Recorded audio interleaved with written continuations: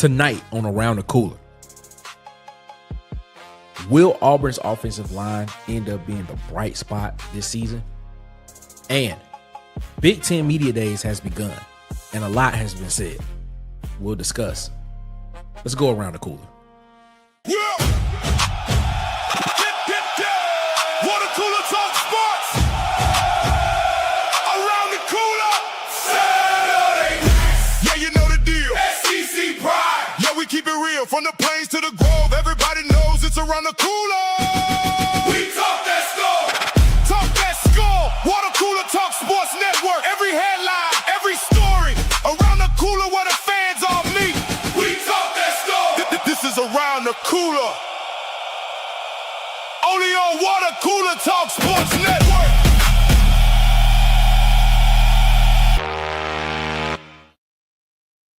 Yo, what's up, ladies and gentlemen, man? This is Nick Frazier, man. I'm your guy, man. Welcome to Around the Cooler here on Water Cooler Talk Sports Network. My guy rocking with me tonight, it is the one and only from Bubba and the old man, Auburn Sports Talk. My guy, Bubba. What's up, Bubba? How you feeling, my guy? Feeling great. There we go, man. There we go. Shout out to everybody rocking with us here tonight, man. Shout out to everybody that's rocking with us in the chat, man. The Huggy Beard is in the chat. What's up, Huggy, man? Hope you're feeling good. Auburn Dad for life in this thing. What's up, Auburn Dad? Hope you're feeling good. Mike McKinney, there he is. War Eagle to you, my guy, man. Bub, be ready to go ahead and get into this conversation tonight, man. We don't want to belabor the point. We want to get to it, talk about it, and get out. Is that good with you? Dang, I feel like we losing Bubble, man, but it's all good. He'll pop back in when he get the opportunity. Ladies and gentlemen, let's go ahead and get this thing rocking and rolling, man. Alex Golesh has some words about Auburn's offensive line to start and potentially what it could look like this upcoming season. And here's what he had to say at SEC Media Days. Let's go. I give that group a lot of credit, and Tyler Hudanik and that staff offensively, like those guys have worked extremely hard, maybe as hard as any group on our team, at being in there extra, coming together extra. That group has done community service every week together to try to come together. Man, I would tell you right now, as long as we can stay healthy through camp, I'm really confident in that bunch. Yeah, man. Auburn's offensive line is the question mark that everybody has. It's something that we all are asking a question about what it will look like, how it will affect Auburn's offense and the football team this year. And you just heard Coach Golesh say that he feels confident in it. He's happy about this offensive line if they are able to stay healthy through camp. So, I mean, the question I want to ask is, man, Auburn is replacing all 5 starters on the offensive line this upcoming season. And last year we know that this offensive line was not coached up well. We'll say that. Offensive line that allowed 30 sacks in 2025.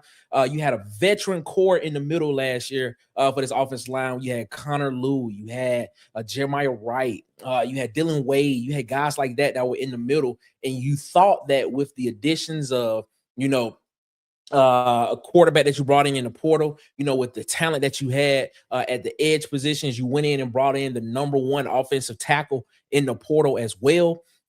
You thought with that core in the middle of the offensive line, you thought that this team had an opportunity to go out here and win a lot of games. That is exactly what you thought. You thought this team had an opportunity to go out here and win a lot of games because of what the offensive line looked like. And then when the season came, it looked as if the offensive line did not know what it was doing. Let's just be honest. It looked like they did not know what they were doing. We don't know if it was coaching. We don't know if it was because of a talent issue. We did not know. And that right there set the foundation for what that offense was going to look like last year. Well, other things that were baked into that as well, man. Shout out to Jay in the chat. What's up, Jay? What's going on, man? How you feeling? Good, man. AUTJ is in here. What's up, man? How you feeling, man? Hope you feeling good. Hope you feeling great. Auburn Dad said, man, spring AG was asking for prayers for the O-line, and now he's happy. Yes, that's what he said. He said that at SEC Media Days. He said that he had a quote that he wanted to use that quote that would get the attention of some of the guys in the room, or that he thought that they needed to get the attention of. And apparently it did. Of course, Auburn came in. This is this upcoming class that they had is a heavy laden offensive line class coming in this 27 class as well. But when you look at the line, when you look at what they have potentially coming back, I want to put this back up on the screen for you guys so you can look and see what this projected offensive line depth looks like. Right, you're looking at the first team, Stan Ramil. Let's talk about Stan Ramil. Stan Ramil is a guy that you look at, and it seems as if they are betting the house on Stan Ramil at that left tackle position. It's what it seems like. It feels as if they feel very confident about Stan Ramil at that left tackle position and what he potentially could be at that spot. You know, let's just be honest about it. Stan Ramil has been a guy that has not played a lot of football in the past 2 years. He's had 16. He's played in 16 games, only 13 career starts in 2 seasons. 3 seasons at Michigan State. He redshirted his freshman year. So he has not played a lot of football. He only played like 5 games this past season because of injury. And he's injury prone there as well. So when you look at it and you ask yourself the question, like, is Stanton Ramil the guy that you can depend on when it's time for when the season starts? Is he the guy that's going to be able to anchor that left side of the offensive line at the tackle spot, which is the most important position on the offensive line? The left tackle. We don't know. We have not seen him much at all this spring. So now taking a look at what it is that he does well, we don't really know yet. And you don't have a lot of tape of what he did at Michigan State. Now, the tape that you did see at Michigan State when he played, he looked fairly decent. But the problem is, Big Sar said it best. The best ability is availability. And the thing about Stan Ramil has not been available. He has not. Stan Ramil has not been available to Michigan State consistently. He has not been reliable when it comes to health-wise. So Auburn is putting a lot into this guy, Stan Ramil, is what they're doing. You also look at the rest of that offensive line. Of course, you know Cole Best is going to be the guy that's going to anchor the middle of the offensive line at the center spot. Does pretty well. When you watch the tape, he holds his own. He's not like the biggest guy. He's not the weakest guy either. He is a steady person right there in that middle of the offensive line, and particularly a guy that you could particularly lean on because of the center quarterback combination there as well. So when you look at that, I tell you, man, you have the opportunity of these guys looking at that and saying that this line could it be a bright spot? And when you look at what Alex Golesh said there, he said, if we can stay healthy, that is a big if. If Auburn can stay healthy through fall camp, he likes what this offensive line unit could be for this football team. We didn't even talk about Joe Simmons. Joe Simmons is a guy that transferred in from JMU. He's a guy that played in the college football playoff last year. He is a guy that actually has a lot of starts. He's reliable. Held his own against Oregon in the playoffs as well. So, I mean, you look at this and you look at what potentially this thing could look like on the offensive line and what that team could be. I'm excited. That's a question mark that everybody has talked about. I have been on record saying that I don't think that this offensive line has to be people movers. I think this coaching staff is going to be able to scheme around the deficiencies of whatever this offensive line potentially looks like. I think they have the ability to do that. I think they have the ability to scheme around what the deficiencies of this offensive line could and will look like as well. So I just asked the question to myself, and I look and I say, is it possible that this could be the bright spot? Now, he did mention in that answer there as well. He did mention later on that the guard spots are still up for grant, are still up. And if you heard anything that I talked about when I went to the spring game, my biggest question mark when it came to the offensive line was the right guard position. That was my biggest question mark. The guys that came out first on the offensive line, you had Cole Best at center, left guard, left tackle. You had Derek Plaz at left tackle. You had Derek Plaz at left guard, Joe Simmons at left tackle. You had Top Buster at right tackle, and you had Cole Skinner at right guard. My question mark was that right guard position. Literally. Left side of the offensive line did exactly what they needed to do. They were very, very serviceable. They were actually above serviceable, in my opinion. They did pretty well. Whenever a lot of the big runs happened at the A-Day game, They came off the left side of the offensive line. You saw those guys be able to do what they needed to do there. So he said that the guard spots are up for challenge. There's a possibility that you could potentially that might be right. He might be right there. I like what I saw from Derek Plass. I liked what I saw from Derek Plass at the spring game. Derek Plass and me look good. The left, if Auburn were to come out with Cole Best, Derek Plass, and Joe Simmons on the left side of the offense line, I think Auburn could go out there and win some games. The question is, who would they put at right guard?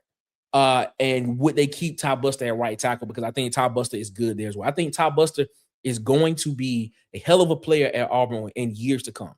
I think he's going to be able to be that guy, one of the workhorses on this offensive line that's going to keep this team and keep people interested and keep people moving forward and keep people wanting to know exactly what it is. I think he's going to be a leader of this offensive line in the future if given the opportunity. That's just how I look at it, man. Five Adam comes in and says, man, Auburn's O-line is an average SEC line. Okay.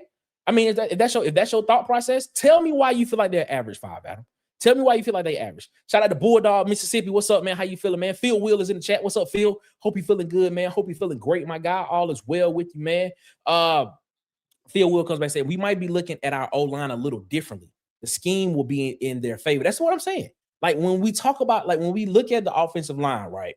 When we look at it, we think about guys that are people movers. When you look at the way that this offense is built and schematically how it does, I don't really think that we need those. I think you just need guys that have to be able to be athletic enough, they have to be in shape enough, they have to be able to move and run and be able to be in have great second wind just because of the amount of snaps that this offense is going to take. So when I look at it, I say to myself, man, I think that they have the opportunity to be good. And Coach Golesh mentioned he said if they can stay healthy, he's very excited about it. But he did say that there's still some up and down at the guard spot. He mentioned guys like Jacob Strand. He mentioned guys like Jack Lair. He mentioned guys like Parker Pritchett in his response. Guys that potentially can come in and potentially help Auburn. Young guys. He talked about Parker Pritchett as a young guy that can come in and potentially help Auburn this year. What could he look like?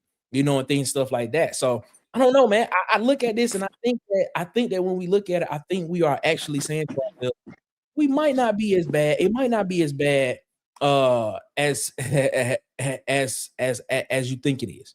Might not be, So I don't know. It might be as bad, man. Five Adams said, "Can you talk about the College Sports Act?" I can. I will have to do it next week because this show is already planned and we got topics already do it. So I will do that. We will talk about it next week. Bubba, are you with us? Are you back with us? Yeah, I was having some Wi-Fi problems. Somehow my router got unplugged. Whoa, how that happened? Somebody don't want you to be elite. That's what they don't want you to be. They don't want me to be elite. They don't want you to be elite, man. Also, man, your favorite insider, our favorite insider has joined the chat. Ant the Insider, what's going on, Ant? Can you hear me? So far so good, sir. Thumbs up on that. Let me get y'all thoughts real quick before we get out of this one, man. How y'all feel about the offensive line and what Golesh had to say about it? I feel like there's nothing to worry about. We'll be okay. Okay. What about you, Bubba? When you look at when you look at how they speak about Stan Ramil, we haven't seen him for real all spring. And so are you worried that if Stan Ramil does not pan out, that we could potentially have a problem at left tackle, or do you think that Joseph Simmons can step in and be that guy moving forward for Auburn on the offensive line? Yeah, I think honestly, if Stanton Ramil misses like a quarter of the season, that's going to cost you a win. And it's not because of Joseph Simmons, because I think Joseph Simmons, he has his issues. He had really bad showings against Louisville. He had a really rough showing against Oregon. Those teams both had really good edge guys. I think he just has some athletic limitations. But I feel like Stanton Ramil, when he's been on the field, has been a really, really effective blindside protector. He's not a good run blocker, but in terms of pass protection and losing that pass protector and having to revert to a guy like Ty Buster, who's more of a tweener guard tackle, and you're having to go down your depth chart, and that costs you some at right guard, which if Cole Skinner is our starting right guard this season, that's going to be a disaster. It definitely. Just to be honest about it. But yes, Stanton Ramil, if you get a healthy year out of Stanton Ramil, and it's really just a roll of the dice with him, if you get a healthy season out of Stanton Ramil, that's going to get you an extra win. Okay. And like I said, in his response there to what he said, to what Coach Alex Golesh said at SEC Media Days about the line, he said that he feels really good about it, but he did say the guard spots are up. You know, that there is still work to be done there. He said the offensive line as a whole still has work to be done, but he said as a whole, he likes this unit a bunch, is what he said. So we definitely will be looking at this squad moving forward in fall camp.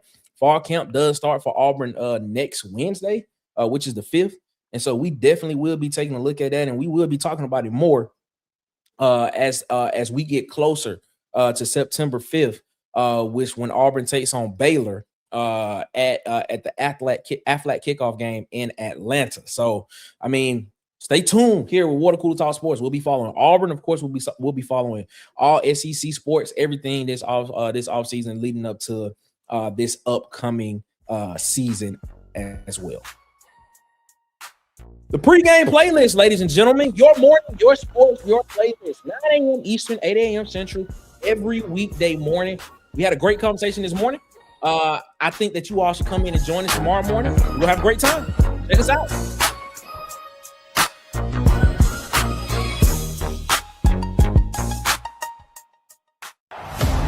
The pregame playlist is your new morning destination.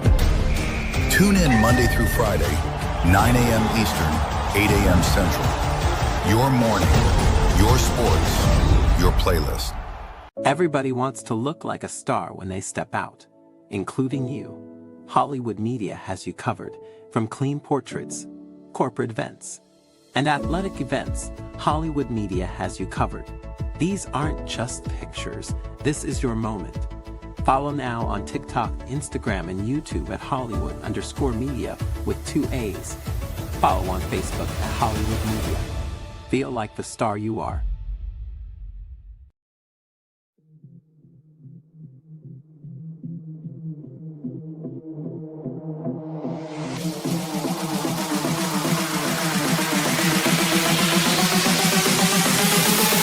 Hit the link and try it now. Life moves fast. Protect the people you love. Secure your future with life insurance. Or build generational wealth through real estate. Freddie Metro is here to help with trusted guidance. Protecting families, building legacies, creating wealth. Call Freddie Metro now.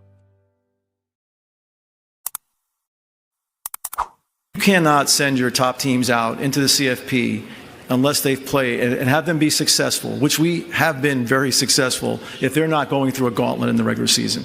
You know, this idea that the middle of our conference isn't hard is just not right. Like, at the end of the day, our teams are ready for the CFP.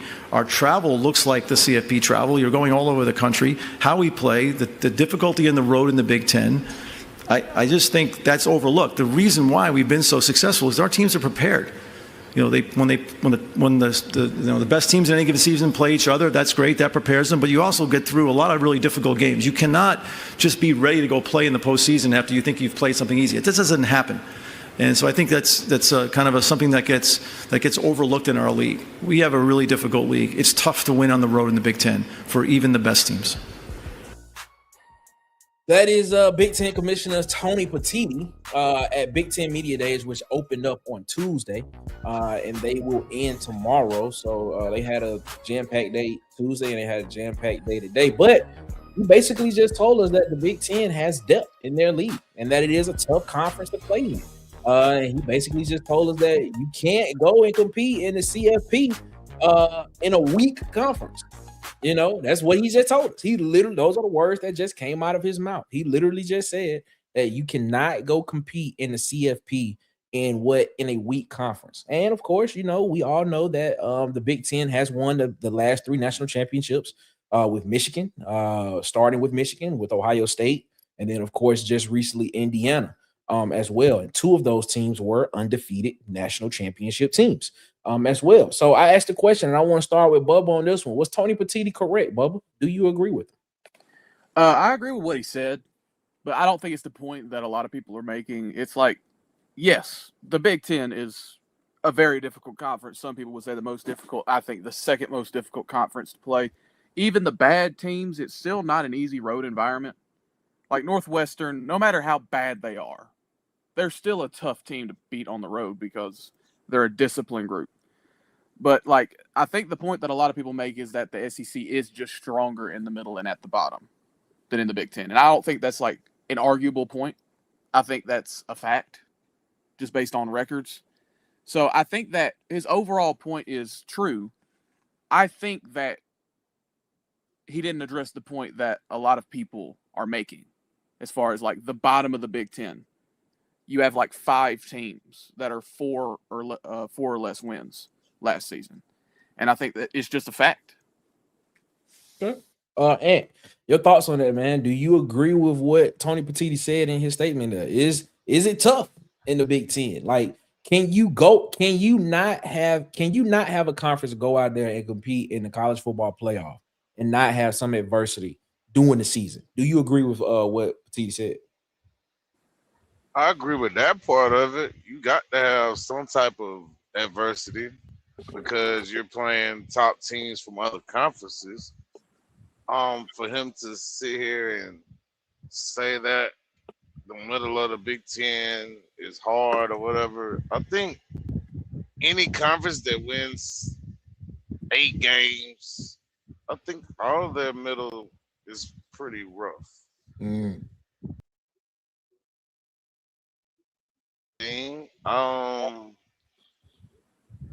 Or an SEC thing, I think everybody's pretty rough at, in the middle of that conference because a lot of those teams really have something to prove. And they want to prove that they can beat top tier teams. Okay. All right. Tez from SECs and just joined us, ladies and gentlemen. Shout out to our guy Tez. Tony Petitti said that you cannot be a tough conference. You can't be a weak conference, and not go into the CFP and win like the way that the Big Ten did. He basically just told us that the Big Ten is a tough conference. I'm gonna give you some stats here. Of the teams that are in the SEC and the Big Ten right now, as it sits currently, the current teams that are in each conference, 9 SEC teams have winning records compared to 12 in the Big Ten. And if you want me to go through them, I will give you Alabama 64-14. And this is since 2020. Alabama 69. You're saying in the playoff? No. Overall. Just overall. Okay. Overall record. So you're looking at since 2020, 9 SEC teams have winning records. That's Alabama 69-14, Georgia 73-9, LSU 47-29, Missouri 46-29, Ole Miss 57-20, Oklahoma 52-24. Tennessee 48-27, Texas 55-23, Texas A&M 48-25 is those teams. In the Big 12, you have Illinois 39-32, Indiana 42-31, Iowa 51-24, Michigan 59-16, Minnesota 43-29, Ohio State 66-11, Oregon 62-15, Penn State 52-25. UCLA 36-33, Washington 36-34, USC 44-27, and Washington 47-23. Excuse me, Wisconsin 36-34 is what that was. And even if you take the teams that were absorbed by the conferences when they had the conference realignment, if you take those teams out, you will still have 7 teams in the conference in the SEC minus Texas and Oklahoma, and then you would have 8 teams in the Big Ten minus USC, Washington, Oregon, and UCLA. So when you look at those overall records from those teams, pretty comparable when you look at those numbers and say that I guess you would say that Alabama, Georgia, and LSU would be the top of the conference in the SEC, and I'm pretty sure that you would say during that time period, Ohio State, Penn State, Michigan would be the top of the conference in the Big Ten during that time period as well. So those records look comparable to me. Tez, what's your thoughts? Yeah, I think they're comparable. It's just it's weird because with the Big Ten, they do have a lot more teams with winning records, notably 3. However, those teams do get the privilege of playing against the bottom of the Big Ten, which is not really good. And that's about 4 to 5 teams that are like borderline FCS teams. Like a James Madison and the Tulane would beat these teams. Whereas in the SEC, that really doesn't exist like that. Like even the bottom of the SEC, yeah, I'll put it like this. Think about it. Arkansas was the worst team. They had like the second best offense in the league. Even the bottom of the SEC contains some tough wins, whereas the bottom of the Big Ten doesn't. Now, I don't know. Like to Petitti's point, I get what he's saying. I really do.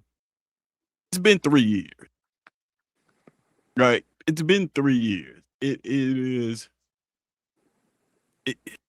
And I guess you got to look at it different because it's a playoff era, and so you got to count these playoff wins, championships. I think you should count them a little bit, give them a little bit more, put some more emphasis on them because they're tougher to win, in my opinion. But it's only been 3 years, right? And it's been 3 years of a field that was SEC dominated. It's also, when you have an SEC dominated field, that you can't avoid playing each other, right? So it is. I get what he's saying. Yeah, you got to win championships. We're in the championship business. To your point about the SEC, 2023, last year of the 14 playoff, there was one SEC team in Alabama. 2024, first year of the 12-team playoff, there were only 3 SEC teams. That was really dominated by the Big Ten. I think the Big Ten had 5, and then in 2025 it flipped. Big Ten had 3, Big Ten had 4, SEC had 5. So it flipped. SEC, Big Ten had 5 teams in 2024? In 2024? Yes, they did. Wow. I didn't know that. I get them for you real quick. So just give me 1 second. No, I believe you. It was Ohio State, Oregon, Michigan, Penn State. I can't remember the 5th. Indiana. Okay. That was the first Cignetti year? Yes, Cignetti first year at Indiana. He went to the college football playoff. He lost to Penn State on the road. Gotcha. Okay. No, Notre Dame. Notre Dame on the road. Yeah, you're right. You're right. Yeah. Yeah. Yeah. I mean, I get it. I get it. But there's something to be said about the depth of a conference. It is why people always bring up strength of schedule, and it's because the bottom of the SEC is, I think, in my opinion, significantly better as a collective than the bottom of the Big Ten. And you get some of those Big Ten teams are bye week, right? you don't necessarily have that in the SEC. So, in the defense of the Big Ten, it is a bigger conference, and they did absorb. The SEC took 2 of the best teams in the Big 12, right? Mm-hmm.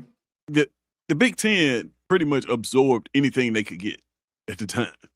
So it's not like Washington, UCLA, USC, and UCLA, Washington, USC, and Oregon is who they absorbed. Yeah, but even if you go back further, like they were taking Maryland. They did. Sure. Yeah. Right. It, over the course of it, yeah. So I don't know, man. It's an interesting. I think hey, one more in that they win a national championship this year. Conversation needs to be had. But I go ahead. Go ahead. Oh, I was gonna say, I just think like it's always gonna be a flip flop, right? Because the SEC and the Big Ten they have the most teams. SEC has 16, Big Ten has what, like 18, 20 teams? 18. So it's always gonna be one has 5, one has 4, or vice versa. And then they're the 2 toughest conferences right now. So they should expect titles. Yeah, I mean, it's like the the point he was making is correct. The Big Ten is a very difficult conference to play in, even environment-wise, right? Geography-wise, too, But where it gets to a point where it's like, okay, he's trying to say that the Big Ten is tougher than the SEC.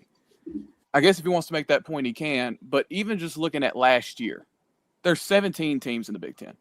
Nearly a third of the teams in your conference didn't get a 5th win on the season. You could argue some of those teams should be relegated to G5 teams. Like Purdue would be middling in like the new Pac-12, right? They'd be like a middling team in the new Pac-12. A team that won the 12th team in your conference standings, UCLA, went 3-9.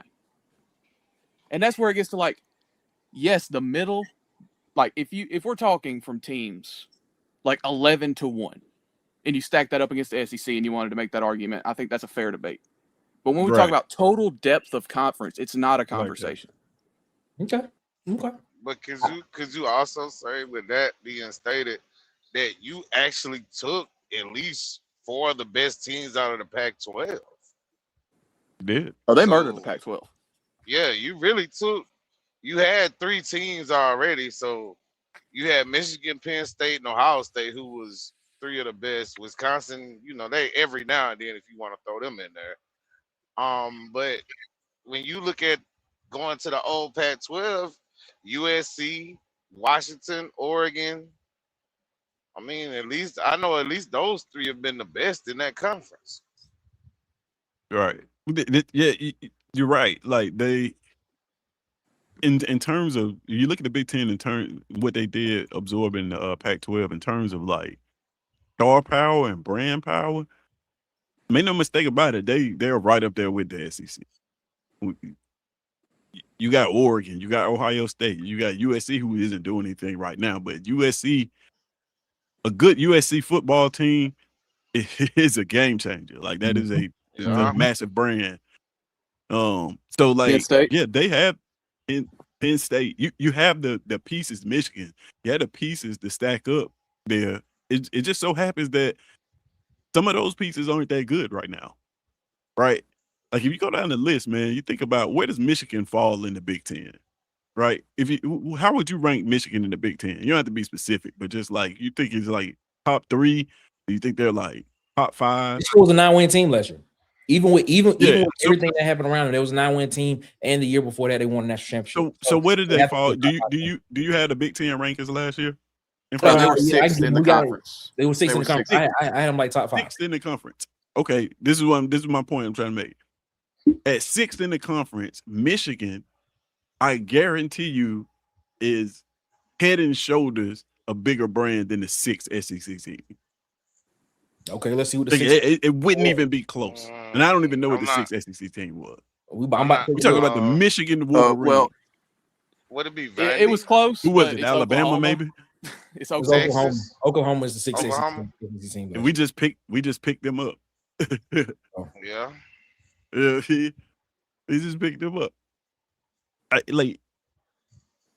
So that's what I'm saying. That's what the Big Ten has, right? You can have a 5th ranked Oregon team. That's a big brand to be 5th in your conference. When you start doing that in the SEC, you start to run. It start running its course. You get to Texas A&M and put them brand wise against some of these other schools. You're like, not the same. Well, I tell you this much, man. The season is upon us. Definitely, it looks like the Big Ten is primed to potentially make another run at another national championship. We want to see what the SEC does. If the Big Ten does get another national championship this upcoming season, they will have a stronger argument. And if they do it with a different team this year, that will be 4 teams, 4 national championships from 4 different teams in 4 seasons. That is unheard of. Something that the SEC. Dan Lanning, are you ready? That's a great question. Great question. We'll see. And so we'll be watching. We'll be watching to see what they do. So it is what it is,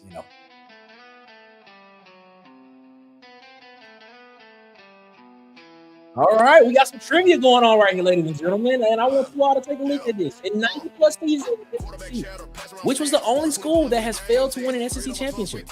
So I want you all to look at this Study it, because when we come back, I want to get y'all answers. I want Tez and Bubba to unmute their mics and unmute y'all mics from the what's the name, and get ready when we come back. SEC season, ladies and gentlemen. SECseason.com. Make sure y'all go check it out. A hub for all fans in the SEC. I'm telling you, you will love it. Don't go create an account. Beat me undefeated. Can you do it? I don't think you can. Who's MVP? We debate who's next. Feel good dreams when we rap in the booth. In the SEC, every game and every fan matters. Welcome to SEC Season, the ultimate interactive channel. Catch Launch Breaks with Tez, Tuesday to Thursday at 12:30. And SEC Season Live, Tuesday nights at 7:30. More than a channel, it's a community. Connect and debate with the most passionate fans in college sports. Subscribe today and join the Keyboard Collective. Game day just got sweeter with Golesh, the delicious, high-protein snack that's plant-based, gluten-free, dairy-free, and low in sugar. Visit deutschfoods.com and use discount code WCTS for 20% off your order. That's deutschfoods.com, code WCTS for 20% off. Game day starts with great food. At Adeline's by Chef Country, we bring championship flavor to every plate. From slow-smoked ribs to barbecue favorites, feeding the family or the tailgate, make Adeline's your first stop before kickoff.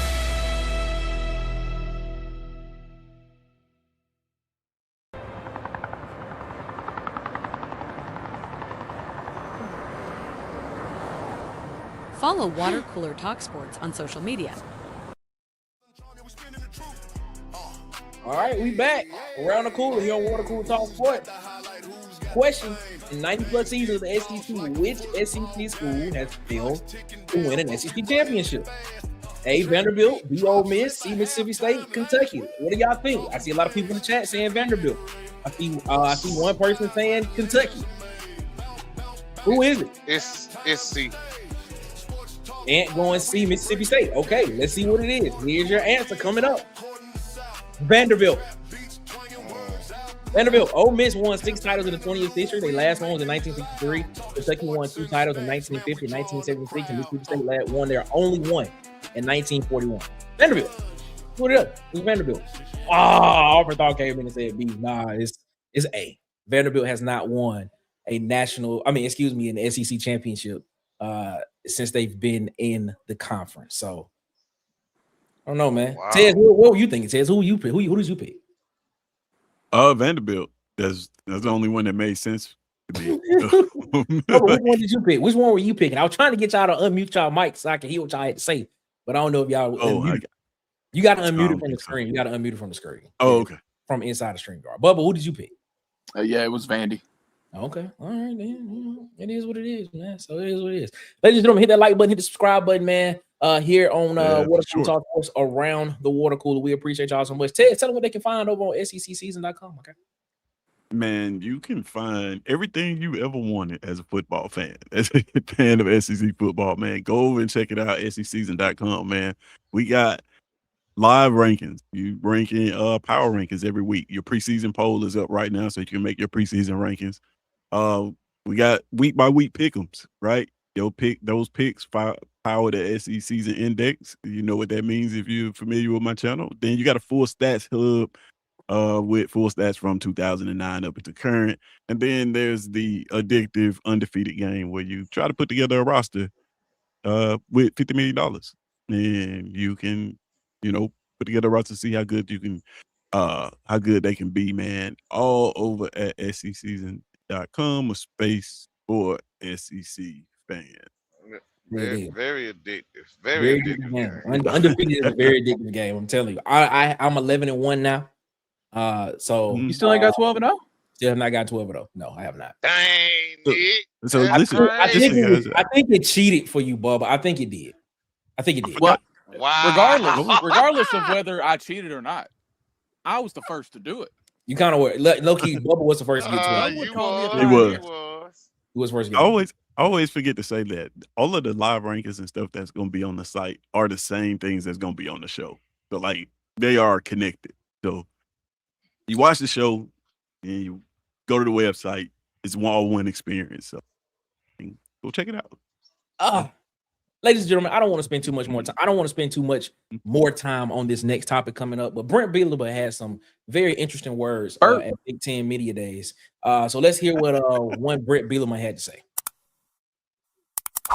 Spent a couple of years in the SEC, was with Slive, and then transitioned to Sankey. And I just think about it now. Everybody's going to have opinions, and obviously they're going to draw the Big Ten, SEC, and all that goes around about that. But to sit in the room with both of those guys, I think with Tony and the vision and experience that he has, and to be in the room where Sankey, I know he's got to protect the SEC, and they kind of want to live in 2005 forever. But I think the forward thinking of where we are in college football is an awesome thing. So. Bret Bielema said the SEC wants to live in 2005 forever. Well, as you know, Bret Bielema was the head coach of Arkansas from 2013 to 2017. Had compiled a 29-34 record, went to 3 bowl games, won 2, lost 1, and now he's currently the head coach at Illinois. Has a 37-26 record there. Went 3 bowl games, has 2 wins, has 9+ wins in the past 2 seasons. I asked a question to you all, man. Bubba, is Bielema right? Is old Bielema right? Is he correct? The SEC is living in 2005. What's your thoughts on that? No. Firstly, at some point he's got to let the hair go. You got to. I was like, bro, let it go. Get the Beijing, or just get the Beijing. Get the Beijing, bro. Yeah. That level of recession plus being completely necklace is insane, right? Wow. Come on, that's funny, man. And there was not a worse person to bring this up because he was an abject failure in the SEC. Right. So I don't think he got the year right. He could say the SEC is living in the mid 2010s. 2005 was an odd point to point to. But overall, could you say like the essence of what he said in some way could possibly be correct? Maybe. But I don't think he's the one to say this. Tez, your thoughts on this, man? Old Bielema. He said that the SEC is in 2005, man. That's what he said. Man, as a SEC defender, he make my job easy, bro. Like the first thing we gonna do is pull your resume. Look what you did in the SEC and look what you're doing now. Life's great, huh? I don't know. Like kind of like Bubba said, like the essence of what he's saying may not be off base, but he's the wrong person to say it.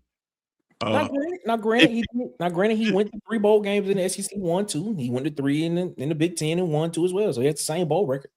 He has but he lost his way to that bowl record in the SEC. He never had a 9-win season in the Southeastern Conference. He went from being one of the best coaches in the Big Ten, got to the SEC and was below average. That is a solid point. That's a solid point. His best years at Arkansas were the middle years: 7-6, 8-4, 7-6. And he lost by 53 to Gus Malzahn. He did. Yeah, all straight jet sweeps. That is very true. Yeah. Whole game. Yeah. Hey, if Signetti drops this line, it hits. It hits.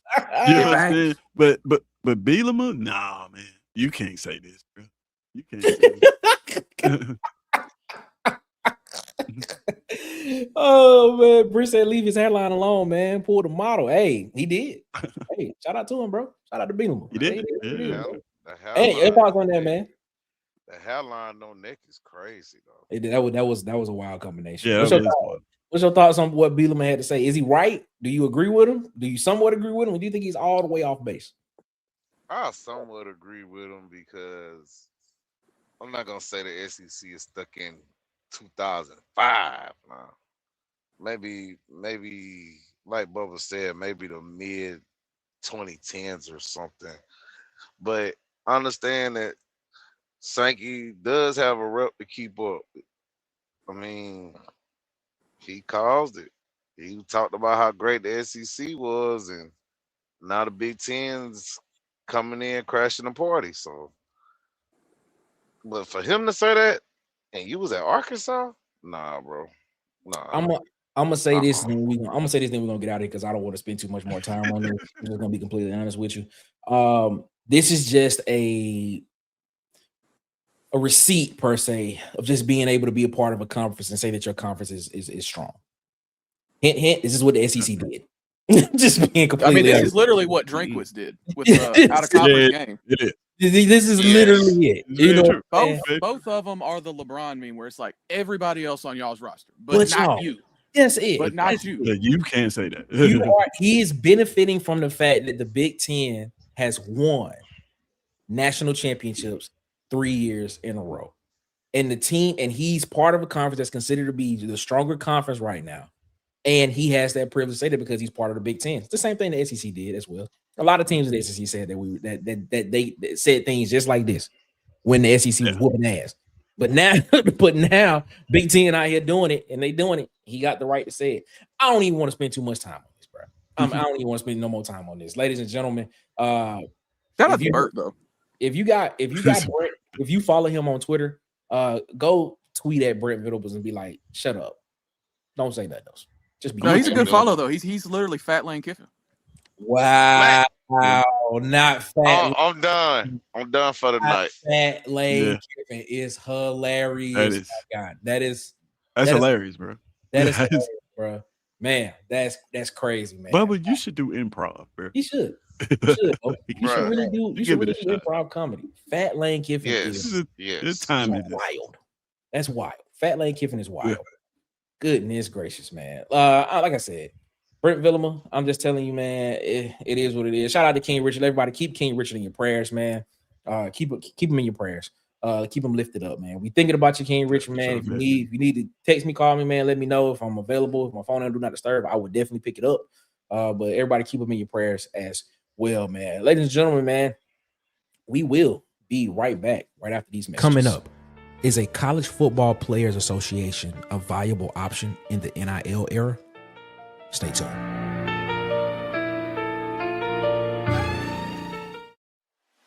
Breaking Auburn news, recruiting updates, insider conversations, the stories Auburn fans care about most. When something happens across the Auburn football landscape, Auburn Addicts is there. From recruiting battles and transfer portal movement to game analysis and the latest headlines, Auburn Addicts keeps you connected. Join Auburn fans every Sunday at 6 p.m. Eastern, 5 p.m. Central. Auburn Addicts. Auburn football. All the time.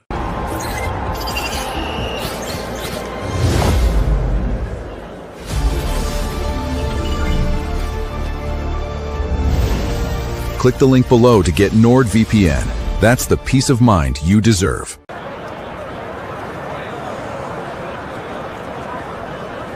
Subscribe to these YouTube channels.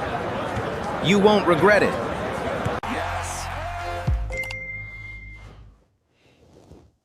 Yes! Let's go! Whew. Yeah. Oh, yes! Let's go!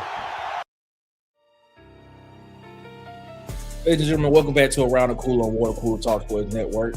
That view of Protective Stadium in Birmingham, Alabama, home of the UAB Blazers. But tonight, if you're in Birmingham, you catch the R&B tour with Usher and Chris Brown.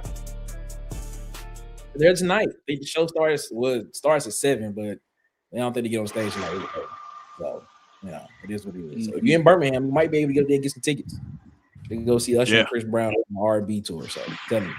It is what it is, man. Fellas, man, there was an article that came out in AL.com, and it piqued my interest for the simple fact because I didn't even know that there was a organization called the College Football Players Association that has been around for like the past 5 years.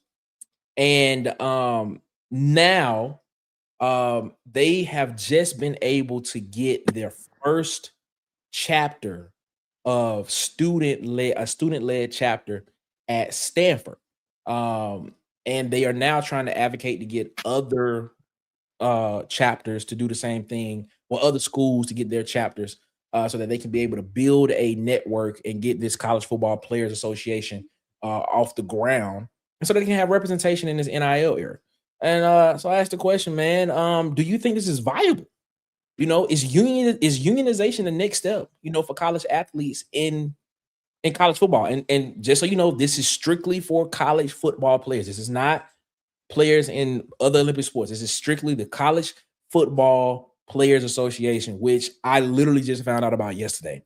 And we have talked about, you know, there being a collective bargaining in the sport, college football, so that there can be some type of rules in place. And now that I know that there's the College Football Players Association, and now that the first chapter is at Stanford, are we moving in a direction of where we potentially could see a collective bargaining agreement between college football players and the schools they pay for, Tez? I think inevitably that's where we're moving towards. I think that has to happen. My question would be like, how bad does it have to get?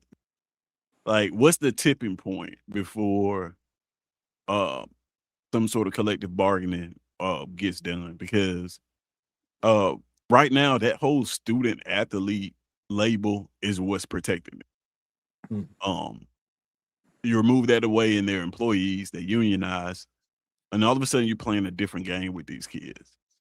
You know, it already doesn't look like college football now, but it wouldn't look like it. Even then it would, you know, that would have happened. It wouldn't look like it then. So my question would be like, what is the tipping point? How bad does it have to get for this to happen? And if there's already a organization in place, my question to them would be like, what has been the hindrance, right? Like, or why? Because we've been in the NIL era for what now? 4 years, 5 years? This version of the NIL era was 2023, but NIL has been around since 21. So yeah, in 21. So did they not see this coming as well? Well, or is this like, is it just like now it's gotten to the point where, okay, we feel like we need to take some action or something like that? Because I just don't understand that angle, that part of it. Well, according to the article from AL.com, it said that back in 2014, Northwestern football players voted to form a union, but the National Labor Relations Board dismissed their petition the following year and upheld the NCAA's amateurism model. So, you know, the thing is, you know, apparently the teams at the guys at Northwestern in Illinois, which we know where they're located. Yeah, I just found out where Northwestern. Yeah, I think it was Monday. Shout out to Big Sarge. Shout out to Big Sarge on that. Shout out to Big Sarge. Thanks. But we apparently they had foresight in seeing that this was something that happened.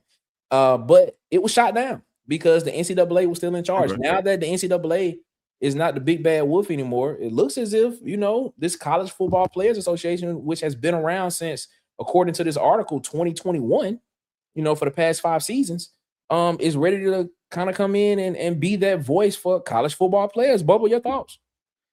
Yeah, my thing is, like, I don't understand, like, the legal side of it.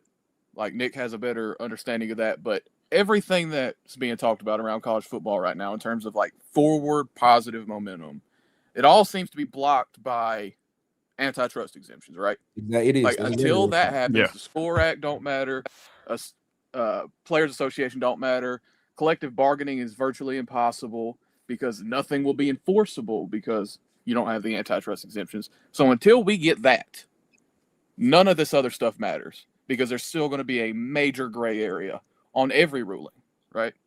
Yeah, that's very true, man. Very true. And your thoughts on this, man? Do you want to see a unionization of college football players? Yes. Okay. Maybe that means the NCAA gets some respect after this, because boy, look at him. Explain that. How would they get respect? I'm pretty sure the NCAA, the SEC, the Big 10, the Big 12, the ACC, hell, the Sun Belt, the MAC, the new Pac-12. I'm pretty sure they don't want this, because if they do this, then they're going to have to listen to players. Like, could we no school wants this? If this were to happen, could we see a lockout in college football? Could we see replacement players? That's the possibility. That is, it's yeah, possible. but that's why they want to block this at all costs, because a lockout in college, you got to think about it. Like, these are okay. There's a difference between a lockout in college football and a lockout in a professional sport. Very true. Yes. When a professional sport locks out, you're talking about a team that's funding itself. Yep. College football lockout, and Alabama can't play football anymore. Yep. They pay the bills over there. Yep. It's catastrophic. Right. Yeah, that cannot happen. Universities themselves would fall apart with a player lockout. Like, you got to understand that those 3 months at the end of the year every year is like income tax time for school. And all those big pretty buildings that you got around there, a lot of those come from football donors, people affiliated with the athletic program. Every now and then you get some guy that's just like wrote this amazing thesis on such and such and such and such back in the 50s, and you give him one. But man, college football pay the bills at these schools. Very true. You can't stop. Why you think they was so gung ho or trying to get it done during the pandemic? Right? It wouldn't even they ain't even empty the stadiums. They was like, yeah, we just let 10,000 of them in. We got to get some. Like, Yep. It can't happen. I'm just saying. Yeah, I mean, I look at it as a good and a bad thing. I like the unionization part of it because, for one, it would give players protections. And when you unionize, what it does is it's basically a contract between the players and the people. When you look at it from a professional standpoint, it is a contract between the players and the owners of the NFL. It tells you what the revenue split is, which I believe right now is what a 52-48 split between the players and in the league and the NFL. It tells you about how contracts are worked, how trades work, off days for players and things and stuff of that nature. It tells you about like every little thing about that works. And if one end of the party doesn't hold up their deal, then guess what? You have the potential of having a problem. But the problem is with it is it when it gets to negotiation times, that's when you start hearing the word lockout, or you start hearing the word of, I don't know what we're gonna do. It's just you start hearing these buzzwords to make people, to make media people, kind of blow it up for one side or another. Because for one thing, too, you have to get a consensus of people on board behind you in order to be able to have a movement per se. So I mean, I look at it. I think it's good and bad. I actually kind of lean towards unionization because what it does is at that point in time, everybody will have to come to the table and everybody will have to give something up.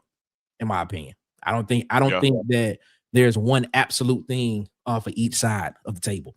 I think each side will have to give something up in order for the thing to work. So I'm actually kind of for it, to be completely honest with you. Shout out to Ryan Basel in the chat, man. What up, my guys? It's been a minute since we seen you, man. Shout out to you, man. Warrior to you as well, man. Tim said, man, it also would devastate college towns like Auburn, who relies on revenue from football games. Yeah, that's what I'm saying. Yeah. But the thing about it is, here's the thing. I hear what you're saying, but if you had a union, I just said it before, both sides have to give something up. It wouldn't be just one absolute one way. And that's just how I look at it. Fellas, this has been a great show, man. We appreciate y'all so much, man, for rocking with us here around the cooler on Water Cooler Talk Sports. And where can they find you at, my guy? Right now, I'm in the back hills of the Ozarks. Oh, Missouri. Missouri, ladies. Be careful, man. Be careful on that road. How flat is it out there, man? Oh, well, this part isn't flat. This is actually the mountain part here. The Ozarks, the Ozarks are the mountain. Well, I ain't trying to call nobody that type way, but the Ozarks are actually the mountains that stretch from Arkansas to about the middle of Missouri. Okay. Bubba, where can they find you at? Bubba and the Old Man Auburn Sports Talk on YouTube and Twitter. That's it. Tez, where can they find you at, my guy? It's SEC Season on all platforms, and you can find me playing undefeated on SECseason.com. Yeah, you can find me playing undefeated there as well. You can also find us tomorrow morning on the pregame playlist, 9 a.m. Eastern, 8 a.m. Central Standard Time. Ladies and gentlemen, listen. I think you all should come over there and make us a part of your morning routine. We have great conversations. We talk a lot. We talk about a lot of things. Like today, we talked about all the hate that ushers get it. Why? We don't understand that. It wasn't even supposed to be a topic going in. It wasn't supposed to be. It just happened, and I'm not. I brought it up. I brought it up at the end of the show. At the end of the show, I did. It's my fault. And so we went over like 12 minutes, but I just had to get it off my chest. Yeah. Yesterday we talked about Felice Johnson, which was kind of funny. But you know, so I mean, you know what? Hey, come join us on the pregame playlist, man. We talk sports, we talk culture, we talk news. We have a great time, and we play some really good music over there as well too. So come check it out. Big Stars think it's good. Shout out to Big Stars. Man. You know what? Shout out to Big Stars. Shout out to Big Stars. Shout out Big Stars. Big Stars be over there chilling with us all the time, every morning. Even if he not, you know, typing, he be like, "What's up?" And then he may not type for a minute, but then he'll come back in with something like, if we say something crazy or say something he agree with, he'll say something. So shout out to Big Stars. Always, man. Can I say, Big Sarge is about that time. It's about that time. For what? You know, I told you I was keeping receipts, Nick. You thought I was playing? Okay. All right, I guess. You got a lot of receipts. What specific receipts? Yeah, which specific receipt are you talking about? The receipts about my coach, man. No. Yeah, we got time. Ladies and gentlemen, fall camp starts next week. And hopefully Ant has those receipts that he can go back and say to whoever it is that he want to say it to. So you know what it is. Ladies and gentlemen, man, join us for tomorrow for the pregame playlist. 9 a.m. Eastern, 8 a.m. Central Standard Time. Your sports, your morning, your sports, your playlist. Make sure y'all go over to SECseason.com. Check out the website over there, SECseason.com. I'm telling you won't regret it. It is a great platform, and you will have a good time. Like and subscribe to the channel right here, man. Like this video, subscribe to the channel. We appreciate it as well, man. Thank y'all so much for rocking with us here, man. As always, man, y'all have a good one. Better yet, y'all have a great one. Y'all be blessed, man. Make sure y'all get a man upstairs above his, because guess what? He deserves all the praise and he deserves all of the glory, man. And as Martin wrote on the wall when he walked out of the apartment for the last time on the Martin show, he wrote those 2 words. 2 words were one love. Ladies and gentlemen, we out this mug. Y'all be easy. Y'all be blessed. Y'all stay fresh. We'll see you tomorrow morning on the pregame playlist here on Water Cooler Talk Sports Network. Y'all be easy, man. We'll see you later. Peace. We out.